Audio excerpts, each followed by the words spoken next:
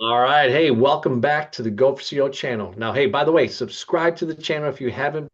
Subscriber. Too many of you are leaving this great channel and listening to phenomenal guests, but not subscribing. So, hey, what if launching a nonprofit wasn't a 6 month headache, but a 10-day blueprint? Today's guest, Christian from Instant Nonprofit, reveals how founders are turning mission into movement faster than ever. Christian, thank you so much for being on the Go4CEO channel. How are you?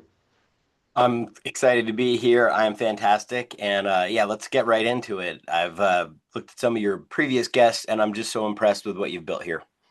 Oh, thank you, thank you. Well, there's a passion to this. I've always been a business guy. I say it in my book that at around 7 or 8 years old, my mom brought me back to Colombia, where my mom was from, and I got to see my uncle and just the way that he moved, his aura, his presence. He had 6 kids. I was an only child from my mom's side, his sister, and I just saw the uniqueness of business and ownership and that type of strength behind it. And I know we talked a little bit offline that there's some light that has come out of you over some experiences that you've had in your life. So I'm super excited to have that. But let's start with ideation. Instant nonprofit and some of the things that came about of how you started this business. We always like to hear kind of the backstory, and then we'll get into every level of business that we talk about today. So take it away. Yeah, there were probably a couple of formative moments. First of all, my sister is developmentally disabled, right? She appeared to be like all the other kids, but nonverbal at almost 4 years old. We learned from, taking her to doctors and stuff that she just wasn't going to develop like the other kids. And I didn't have any, she was my only sibling. I didn't have anyone else to compare her to. So she's fine with me. And um, she's still one of the best humans I've ever met, if not the best. He just me how to be really present and authentic. When she is excited to see you, you get a big hug and a big smile.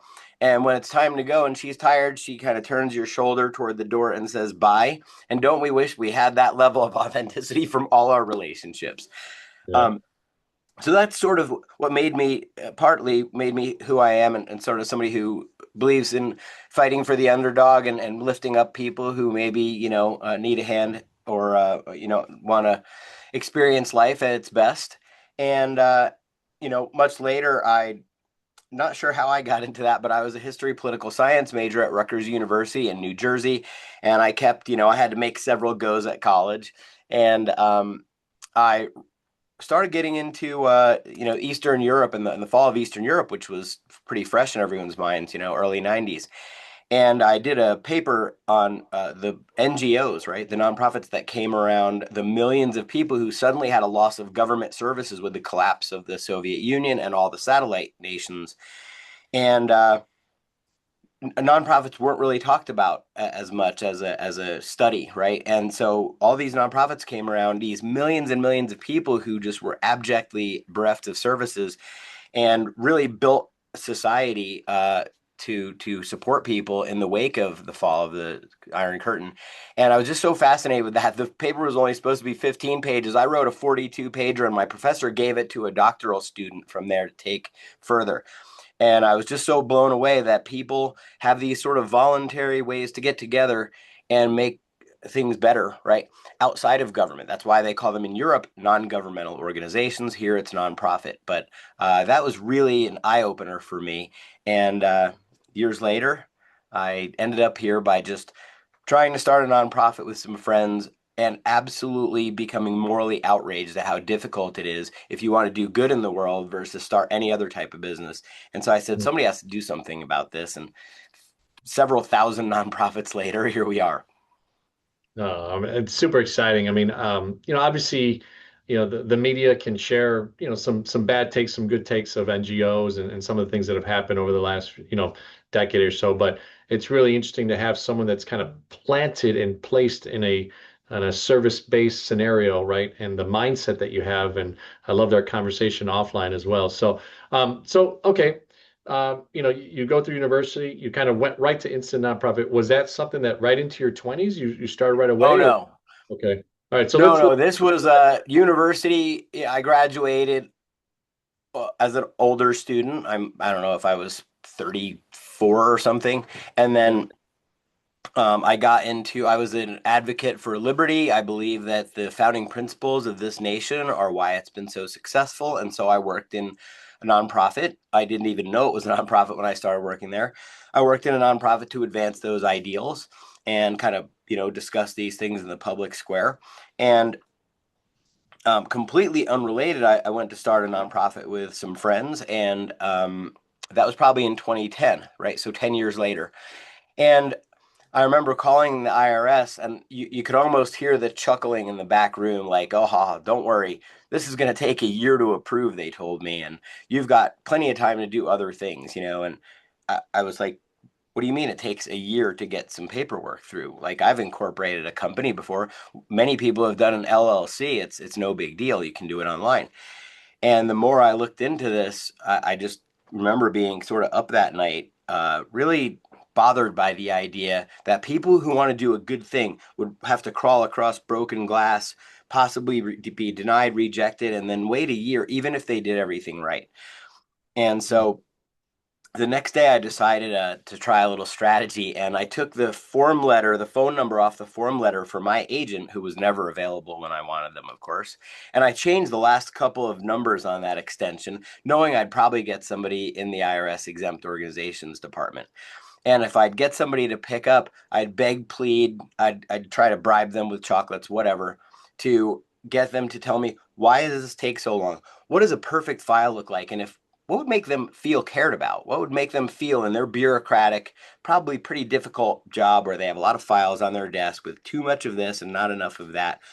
What would make them feel like somebody cared about their job? And I curated something I called a love letter to a bureaucrat. What if Selma Hayek was an IRS agent and I wanted her to go swing in a hammock forever with me in Fiji? What kind of file would I send her? It would be beautiful. It would have table of contents, watermarked EIN, and all these special little features that would make their job 10 times easier. Because what does every bureaucrat want to do? What does anyone who works at a desk want to do? They want one less file on their desk, and they want to be able to punch out to lunch a little early with another checkbox in front of the boss that they got something good done that day. So I sent in my file after, get talking to about 20 or 30 people. I called probably 50 extensions. And lo and behold, I got a 35-day or so approval in the face of a normal 1 year, and a light bulb went on for me. How many other people, like the folks that started Special Olympics way back when, have gone through this murderous process to get this done? And I tried it for another group in town who were starting a little private school in a rural area for kids. My kids actually ended up going there, and the challenge was get that thing approved before the billionaire donor who was going to match funds. His requirement was that we had kids register that school year, 8 weeks out, 7 weeks out, something like that. Well, I did it, and I did it in 6 weeks after some really late sleepless nights, wondering if I was going to be successful. And once that happened, it was on. I was like, this is something that really could help people. What if we could have people not focused on paperwork, but focused on world-changing missions? Wow. Wow, wow, wow. I'm actually very enlightened, right? I didn't really realize that there was such a problem in a nonprofit when, like you said, yeah, I mean, a simple LLC or a corporation, I mean, there's enough Instagram ads and stuff like that, of how to Zen business your business, right? Right, right, right. So all that type of stuff. So it's really interesting. I didn't realize that the complexity, which obviously, if you take a step back, most government things unfortunately do take a long time. But that angle of it, of rewarding that human being, of the feeling of being able to be a part of it and kind of engaging them, is really interesting angle of it. So, all right, so you start one and you help this nonprofit school start it. So now you have this side business idea. What does that really look like? And were you working a job? Was this kind of like a part-time thing, or did you initiate the business just from that, those two experiences, or what was that like for you? Well, yeah, I thought I had something that might be worthwhile, and I probably did, three or four for local. People heard I could get this done, and so I volunteered for a couple, and then I created a little website and ended up with a customer or two, and I was like, okay, this is this is all, and like lean startup was big then, right? The idea that you just, and growing up sort of lower middle class in New Jersey, in North Jersey, um, I was the kid who would go sell a bunch of lawn mowing services in the neighborhood to make some money. And then I would go figure out how to borrow Joey's grandmother's lawnmower and get the lawns done, right? And so you kind of have this scrappiness, right? If you're not handed everything. And so, this was really a bootstrapped thing, but I was so proud of my little uh, secret sauce, right? My little love letter to a bureaucrat, that I really put extra love and care into that thing on every one at the beginning. And, that's how a lean business starts up, right? You actually do the thing, you learn maybe what comes back. You get feedback from the marketplace, right? You get feedback from how successful is your product. And so I started writing about these things and blogging about them. And then I had a job that I had some flexibility at that time, but I knew that was coming, was going to be coming to an end. So I came to Colorado, and I lived in Colorado for quite some time, and then lived in Montana for a few years. But I would fly to Colorado and go to this startup accelerator called Galvanize, which that was before Shark Tank Nation existed, right? That was like one of the pioneering shared workspaces. And I got to do a pitch day. It's like called Google Demo Day, and there were like hundreds of people there. And I was always scared to speak in public, but I had made that breakthrough that day, and I just managed to get through what I wanted to say out on stage without dying on the spot. And people came up to me, and I made some lifelong friends that night. And I just was like, wow, this is really something that lights people up and inspires people. And so that's kind of how I started, and then I went through lots of iterations. I like to think that I was like a Thomas Edison. Thomas Edison tried about 10,000 materials to learn not how to make the light bulb before he was successful. And so I feel like in operating this business, learning to be a CEO, it's not just about the product. Boy, you have to learn so many different things about people, process, and even mostly about humans, right? The machines are easy. It's easy to me to learn how to work the internet and create a website and all that stuff. That stuff is fairly finite, right? It's fairly well defined. It's the human element that is the hard part, right? Motivating employees, and not just motivating them to do what you want them to do. That's level one. Motivating them in a way that makes them want to do the greatest work they've ever done, to feel great to show up at work, to feel emotionally connected. We're a completely virtual team from before the pandemic, and to find a way to be vulnerable and be the kind of leader that gets them to invest in each other and crawl over broken glass for each other when they come to work. That's a special kind of workplace. And we have built a culture of love at this company that I think is part of our secret sauce that overcomes any obstacle. And so all of these different things I just began to combine and see, how awesome of a company can I build? How much love can I express to the bureaucrat, to the customer, to my team, in a way that this thing becomes a self-propagating organism that it just feels good to work at. And I think we've cracked this code a little bit. And I'm just thrilled to see my team grow, see my company grow, and see what happens with these customers, thousands of customers now who find these amazingly innovative ways to help other people. That's what gets me out of bed every morning. Wow.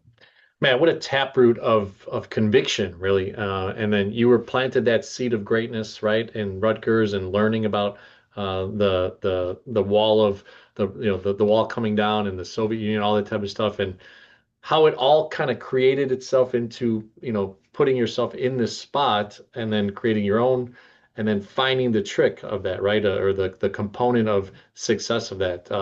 So let's go a little bit deeper on that side of things. I'm always very curious. All right. So you've had the idea, you put together these things, you're building out the leadership side of your own leadership and then your component of leadership. Where is it that you start to see that focal point of, all right, I've got a business, but what do I do? Am I marketing it to be able to bring in the clientele and prospects, or am I going to my network to share, hey, I've done this idea and I've gotten out two or three examples, and are you letting referrals and those type of things? Because there's different ways of bootstrapping and obviously monetizing this thing for you. Yeah, boy, that's a great question. And it's a story of like pain and victory. We I couldn't figure out how to I had this thing down. I had done a number of these at this point, and we had a little bit of a process, right? And then a couple of staff members. And then it's like, okay, well, we need to go get more money to come in and be able to support enough people because you need a critical mass of, at least like three people to not be overburdened and be trying to be the janitor, the leader, the marketer, the copywriter, and everything. So I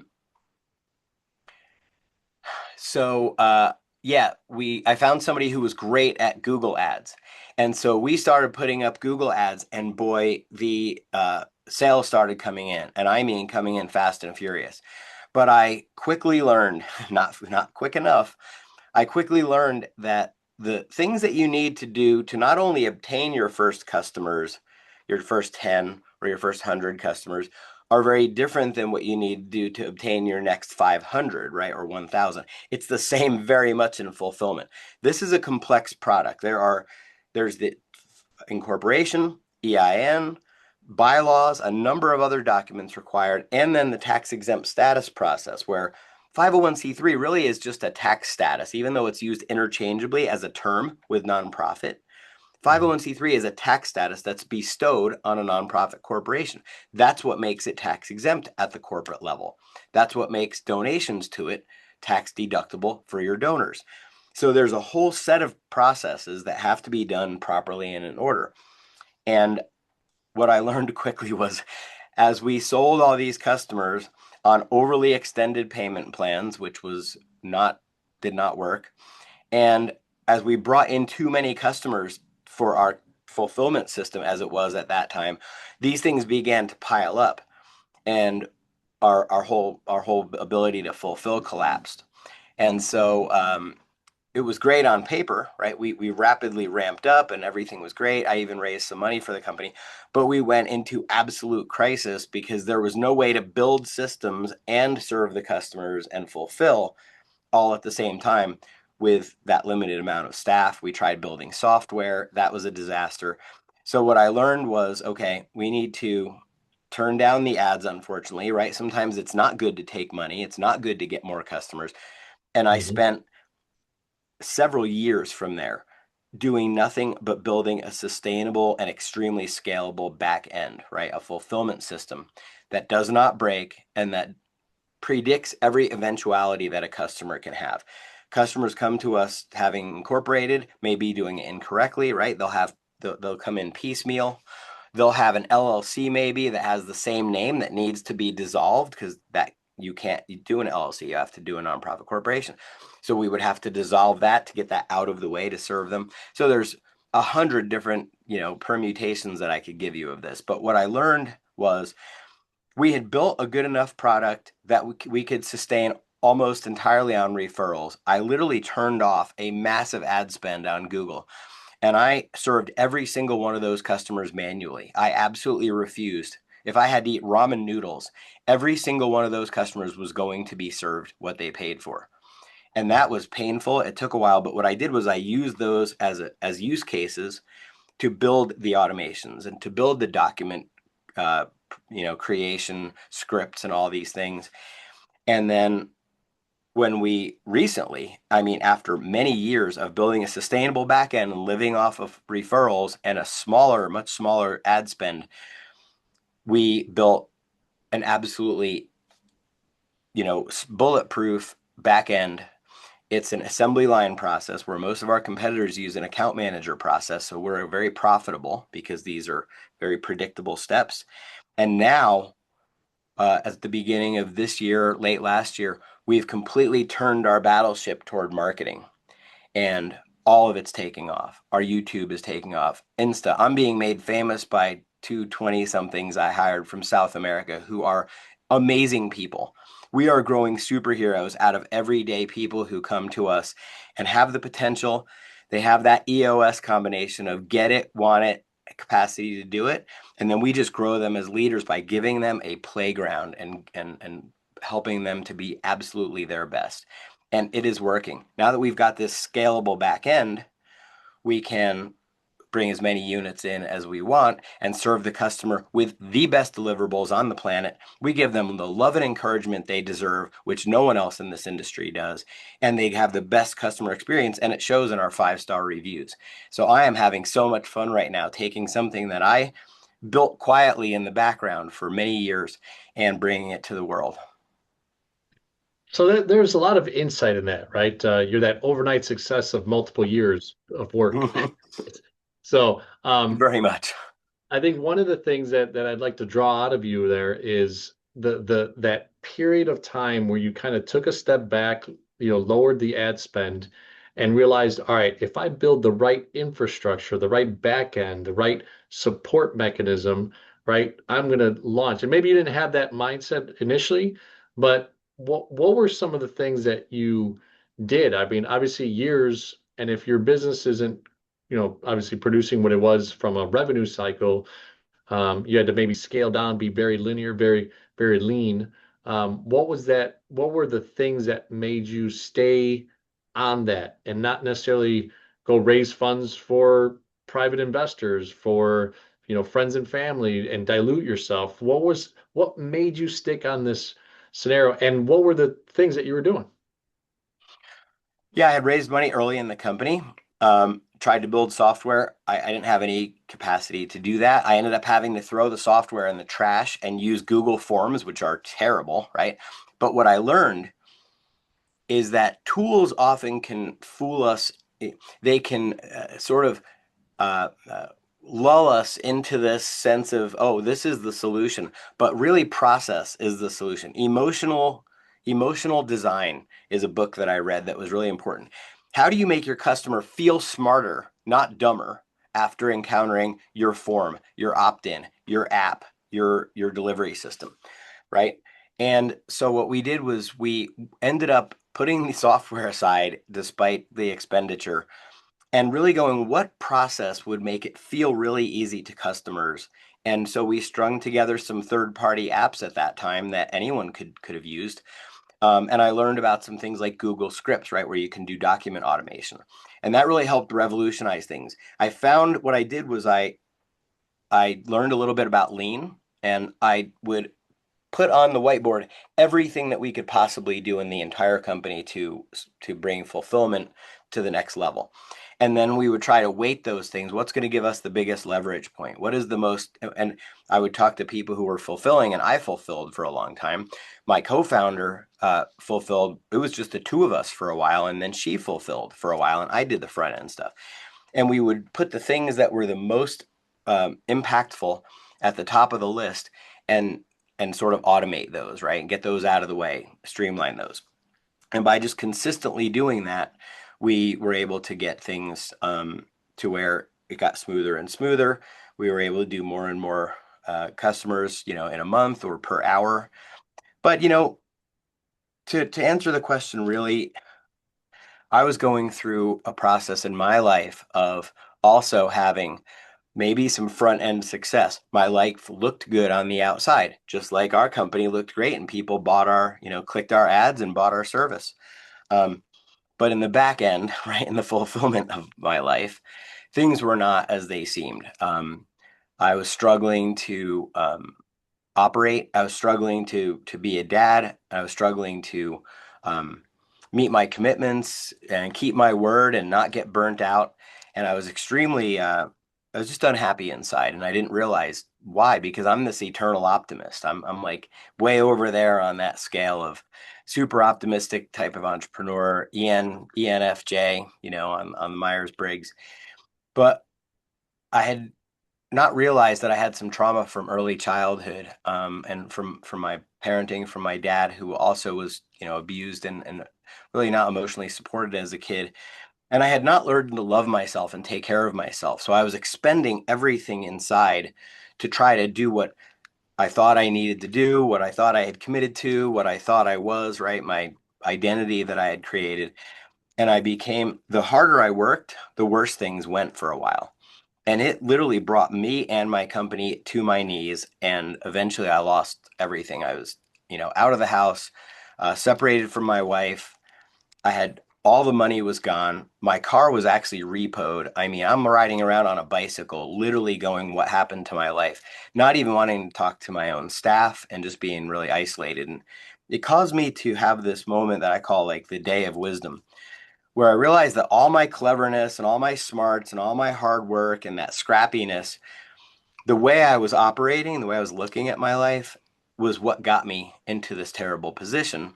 So if I tried to apply all those skills to fixing my situation, I would just get right back where I started. And so I literally let everything go, my faith, everything, and lived like a child, kind of like a monk. I had a coach. I called him and I said, I'm in big trouble. I don't know what to do.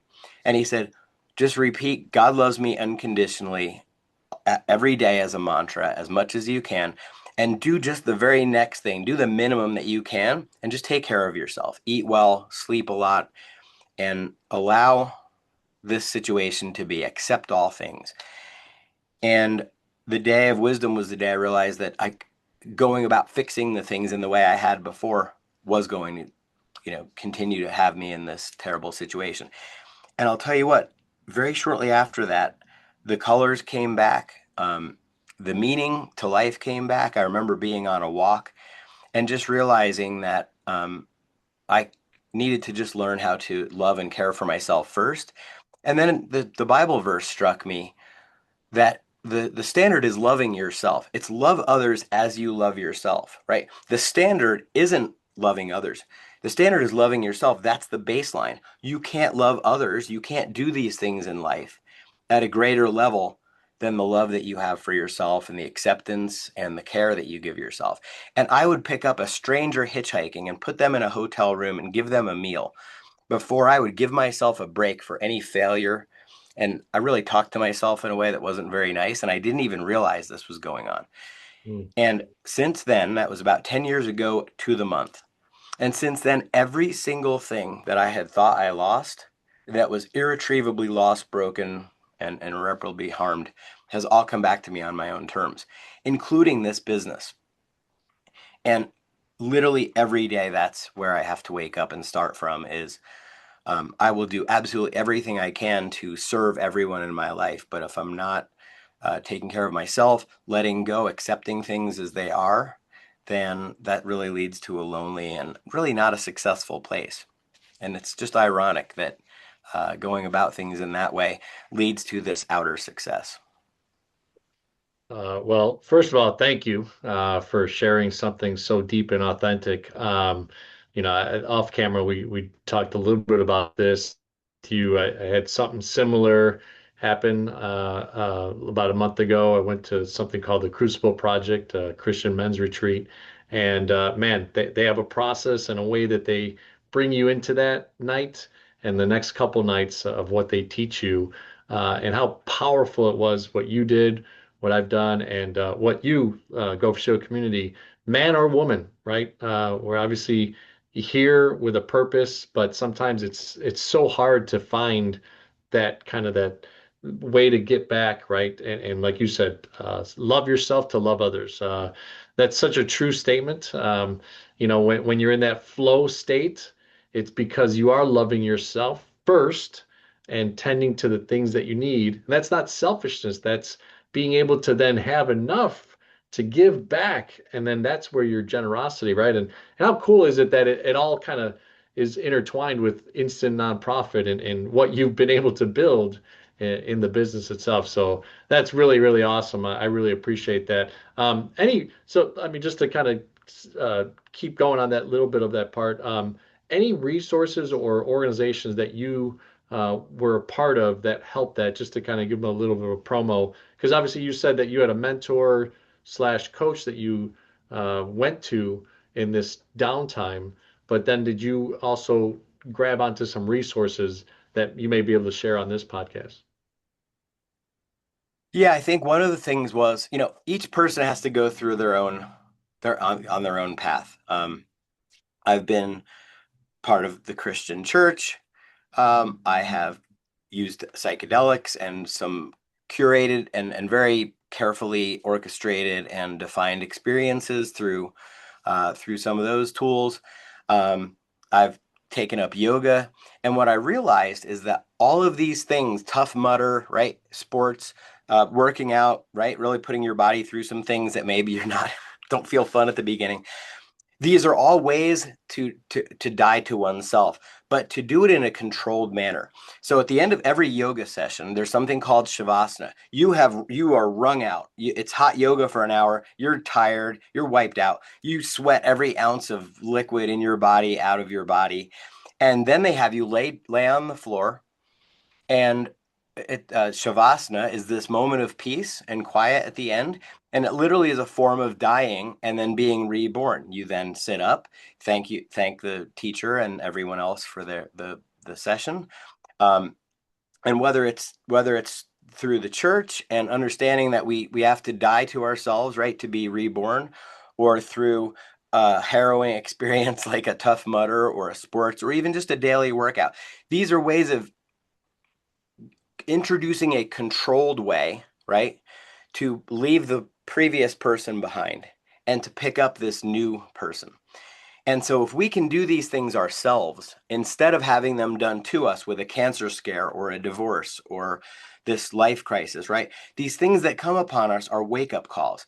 And if we can use the small wake up calls or even induce those wake up calls in ourselves through meditation, through prayer, through whatever the faith experience that people have that sort of has this rebirth element to it, then we're sort of putting ourselves through a controlled process instead of letting things get so bad that we have to be forced to change our diet or treat others more nicely, and usually ourselves in the process, etc. So that was the biggest thing that I've learned in all of this, is that all of these modalities are given to us by a source, an intelligence that's much greater than us.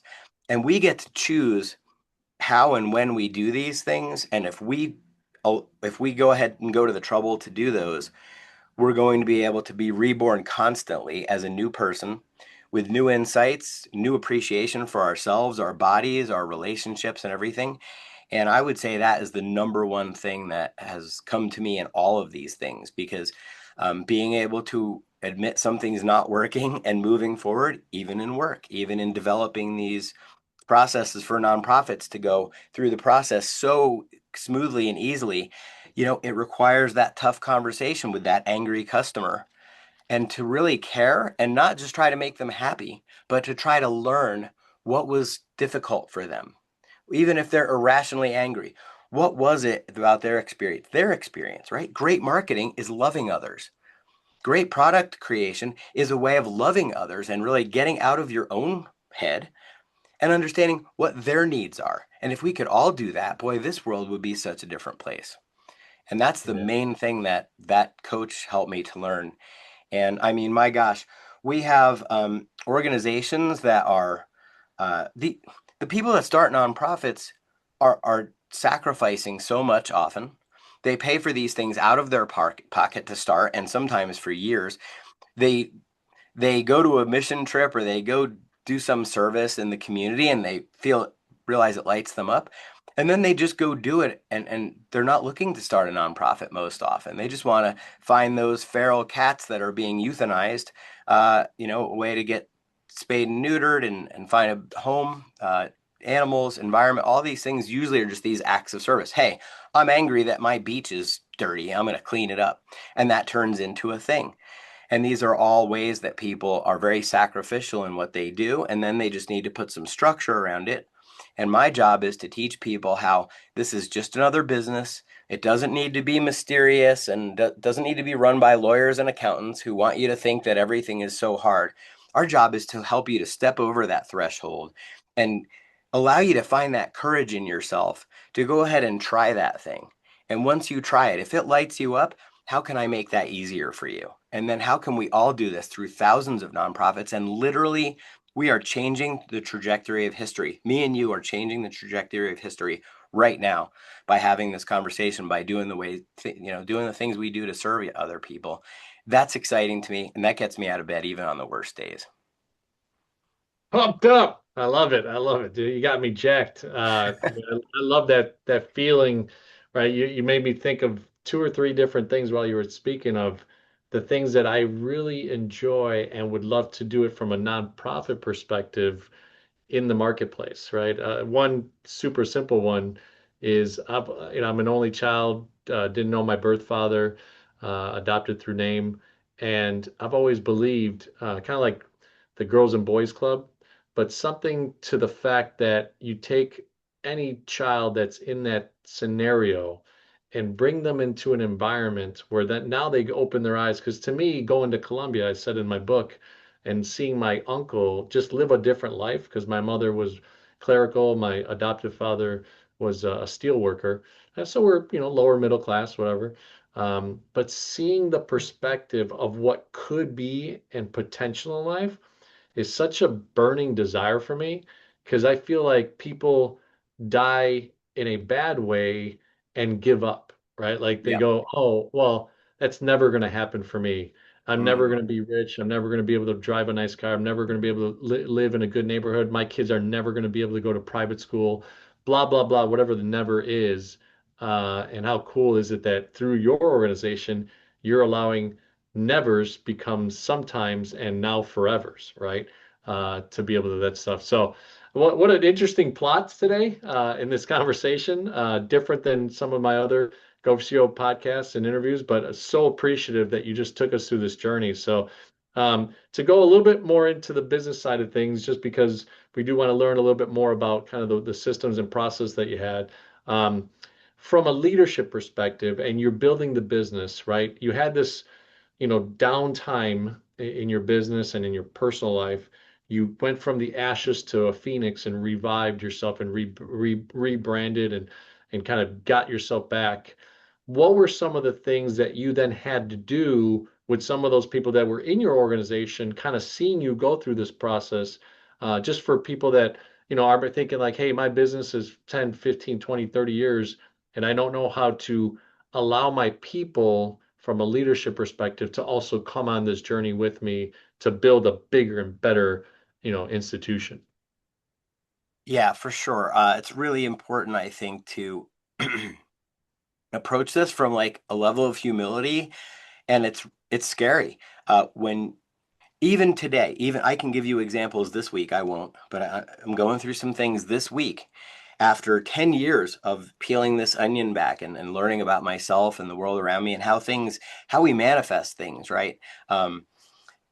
Really directly. And so when we go to make a change in ourselves, in our leadership style, or in the way we show up, um, when we go to make a change there, the and we start making the moves to make those changes, the entire world seems to conspire against you sometimes, right? Your family, your friends, your colleagues, they have an unwritten contract with you that says this is the role that you play, this is how you operate, and you're not.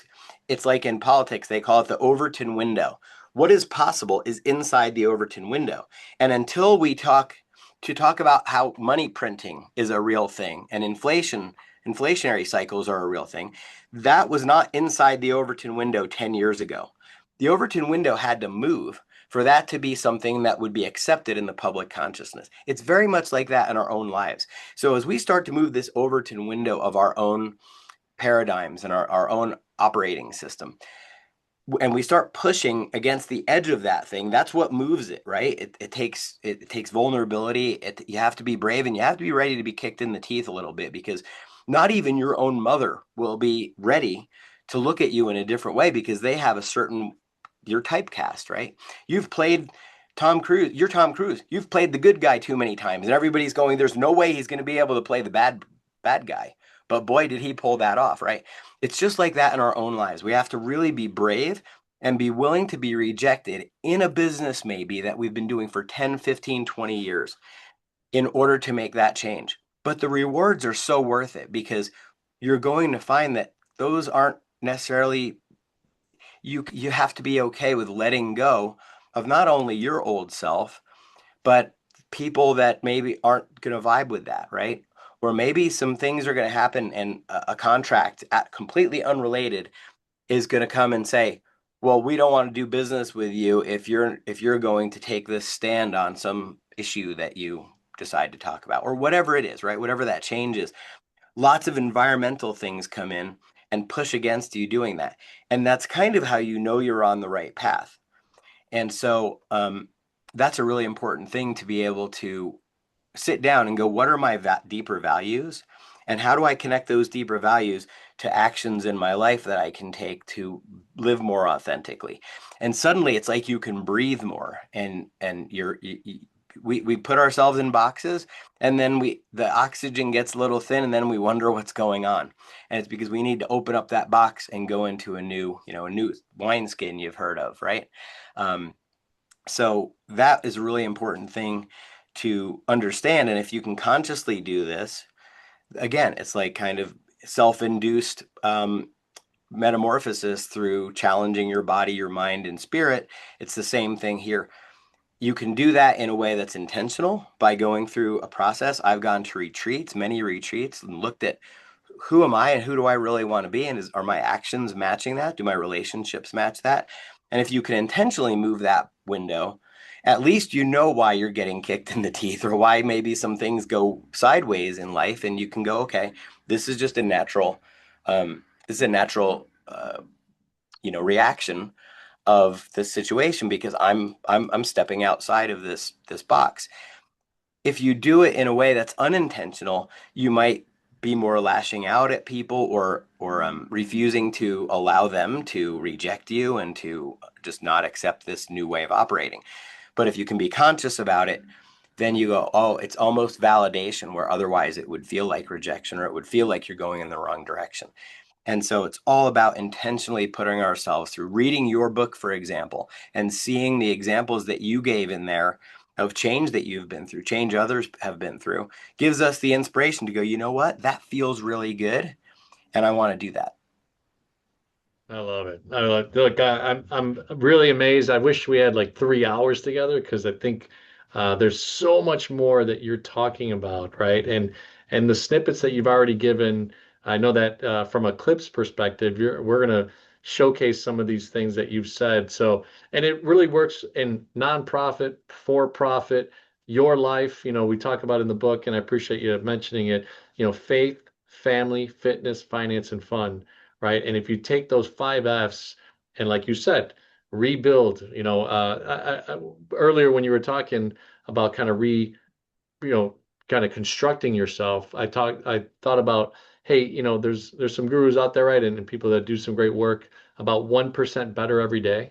Mm-hmm. And it's that same philosophy of what can I do? What can I bring back down to build back up? What can I build in the muscle to tear down to put, to build back up? So I love it. I love it. So all right. So look, I wish we had more time, but we like to end our interviews with CEO. So client experience, E is for engagement, and O is for operational excellence.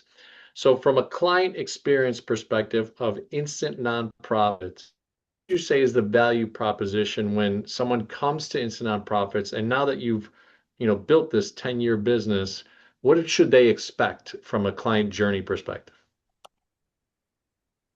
What they should expect is to be completely contextualized from the beginning. We tell you, for example, we have a great gift for your listeners. If you go to instantnonprofit.com/podcast, you're going to get an absolutely free, zero harassment startup kit that tells you the 10 things that you need to know if you're thinking about, or even exploring, what is a nonprofit? What does it take to get started? And can this be an outlet for me to do some things in my life? And so it's absolutely free. Just go to instantnonprofit.com/podcast, and it's a free gift of ours. It's got videos. It's got actually some workshop sessions. What would my name be of my nonprofit? How would I boil down my mission? All of those kinds of things. And then what are the practical steps? And so by providing people context, no one does anything that they can't picture themselves doing. And so what we try to do is draw that picture for people and say, this is what this would be like to go through from, forms and things like that. Our average customer gets through the entire process in less than 20 minutes of work. This is unheard of. And that work is made so easy because we show people on a video, right? This is what the form looks like. This is what you do. If you need help, this is where you reach out. So they don't feel like they're going into something blind because, as I said, you want people to feel dumber, I'm smarter and not dumber in any one of your processes, right? And then we also have a beautiful customer portal that we launched. That was my 10-year dream. That gives everybody the entire context of the experience. We say what we just did for you, what we're doing right now, what you can do for yourself that we can't do for you, like go open your bank account or have your first board meeting, and then what we're doing next. And with those four things, people go, ah, I see. I don't have to worry or fear or try to remember what happened or try to find in my email some document. Everything is right there in context for them. And that makes people feel comfortable and safe to take the next step. They Mm. also know that we're going to not present them with problems and questions that they can maybe think about later. There's some, I could give you a 1,000-page book on anything from building a house to having a baby to starting a nonprofit. And if you had to learn everything in that book prior to starting, you would nobody would have a baby for sure if they knew exactly all of the things, right? So what we do is we say, hey, there's lots of things over here that we're going to share with you, but right now this is the only thing you need to do. And so we have a beautiful step-by-step process for customers to go through from A to Z, whether it's learning about starting a nonprofit or actually doing it. And then we let them know what they can do for themselves and empower them. So instead of calling our customer service every 5 minutes about their IRS approval, which, we're not in control of the IRS, or I would be lowering your taxes right now. Um, Instead of doing that, they can go raise some money with some very basic instructions. They can, as a matter of fact, they can raise money before the IRS approves them. Most people don't know that. As soon as we incorporate you, you can start raising money, including paying yourself back for the startup costs, right? Completely legal, completely acceptable. Giving people that kind of empowering information first is way more important than some obscure form that they need to file in 2 years, which we will certainly help them do later. So that's kind of the biggest thing I could share is sharing the context and helping people feel comfortable with whatever level of knowledge and understanding they have now, and understanding that we're going to just keep them apprised the entire way. I love it. I love it. So E is for engagement, right? And I always ask every one of my guests, what is it that differentiates you when you engage with your vendors, your employees, your clients? What do you like to do? Do you like to do retreats? Are you a dinner or breakfast guy?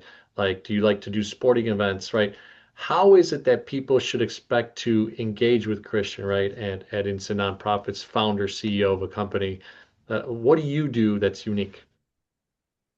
One of the things I love to do things in the outdoors, and I've sort of at my advanced age discovered festivals. So what we're starting to do is post when we're going to be, in a city or in a festival. I travel around. I'll interview customers on our new podcast called Iconic Impact.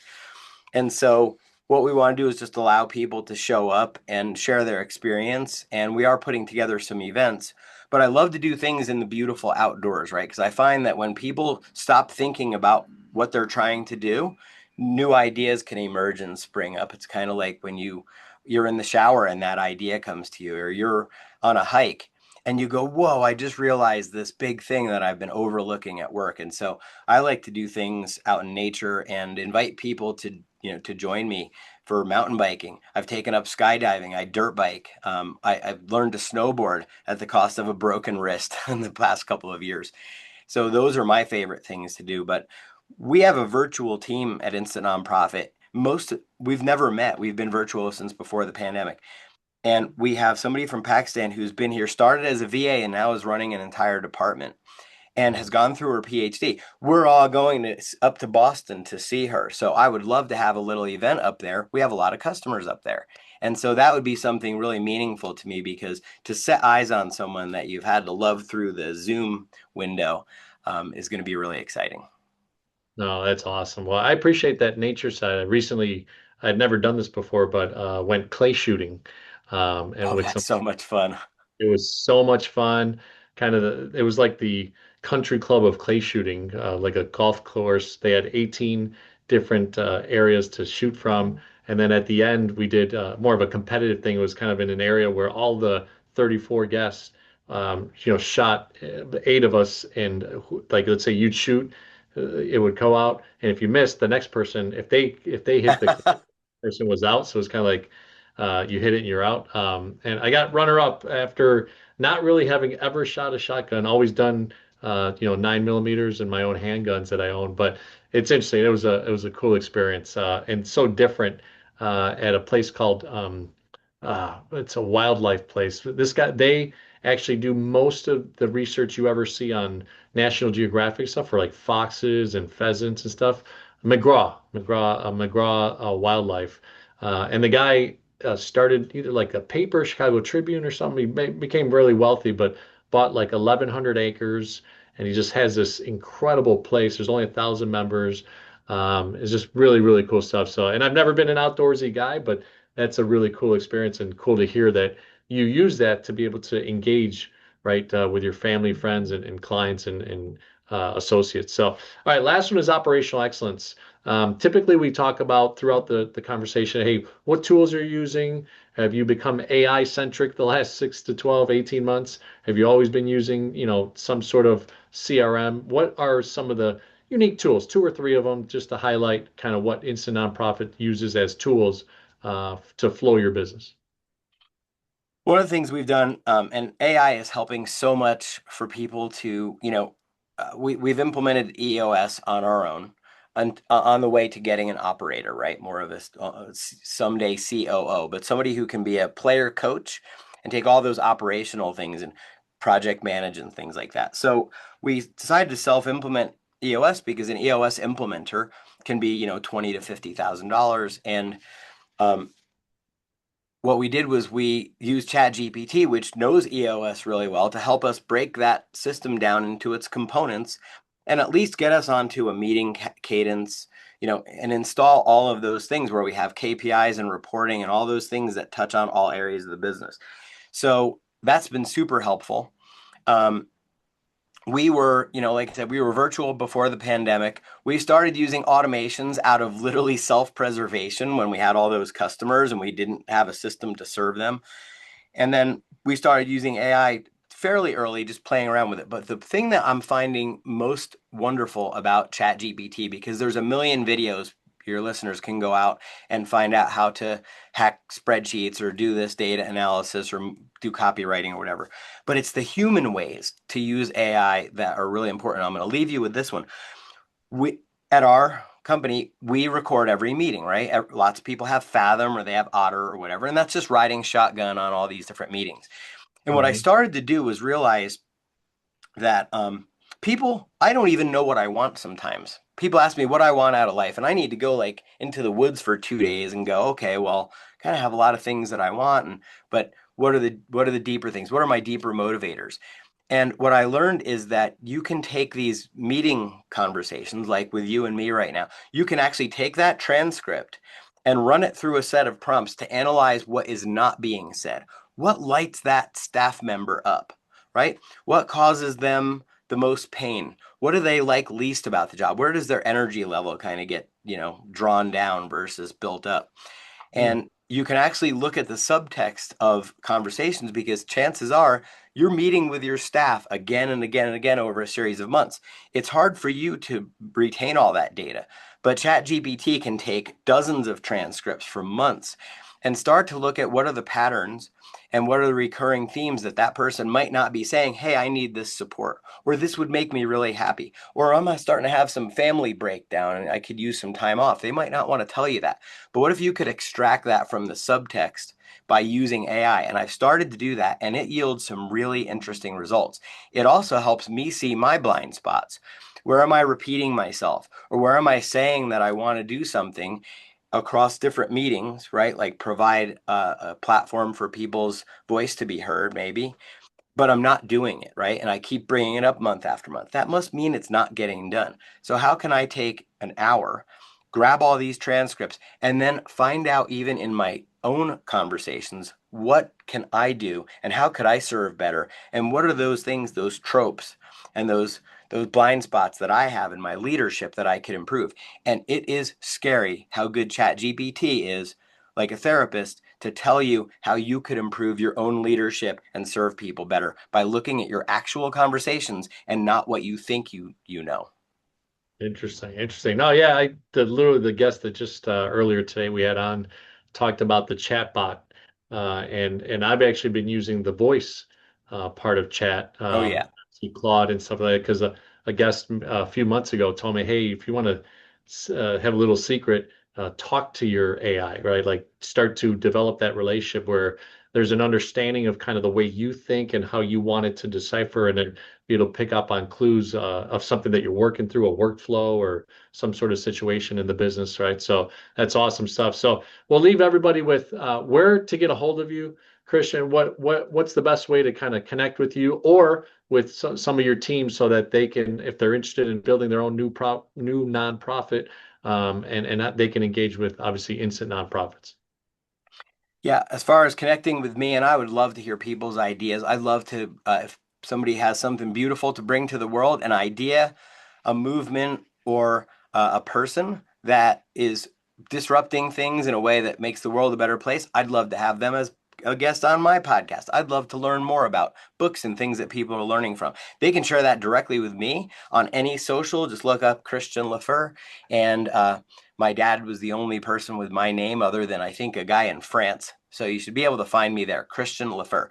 But for the company to maybe you have an idea, but you don't know where it's going to go, and or you haven't really vetted it, you haven't talked to anybody. You can absolutely have a safe conversation, no pressure, with one of our people. If you go to instantnonprofit.com, book a call. It's right on the top of the website. You can, like I said, learn more through our startup kit, and you can find us at Instant Nonprofit on any of the socials, Insta, LinkedIn, etc.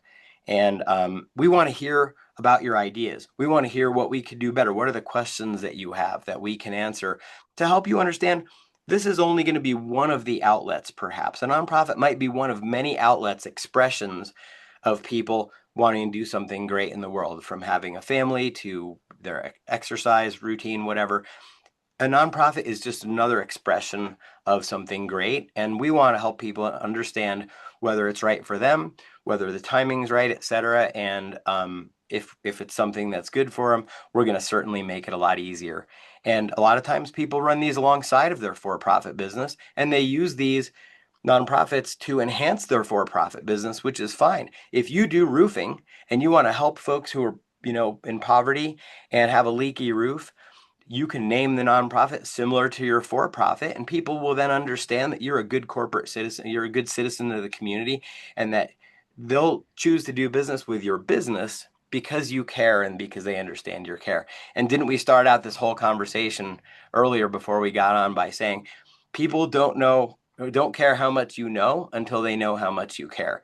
And what a nonprofit is just one of the many ways that we can share with people in the world that we do care and that it's not all bad.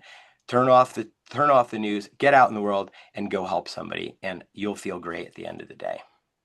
Couldn't have ended it better than that, except for get out in nature also, follow Christian's lead. It's such a beautiful thing to admire even a leaf that's flowing on a tree just in the autumn day because it's about to fall and it's lost its nutrients and now it's falling and then the rebirth in spring.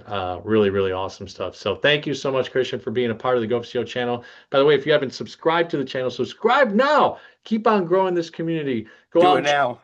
Thank you. Go out and check out my book, The 4A Formula, Untangle Any Challenge and Think Like a CEO. There's bonus chapters in there where we talk to great people like Christian, and they've added to that book. And then my own experiences of being an entrepreneur, and an only child and all that good stuff. So thank you so much, Christian, for being part of this journey. And thank you for being so vulnerable and sharing such a insightful insight. I can't wait for the episode to come out and those 20 minutes of just sharing some impactful things that have not only helped your own business, but your personal life grow and be so much better. Thank you. Thank you so much, John. I can't wait to shoot clays with you someday, brother.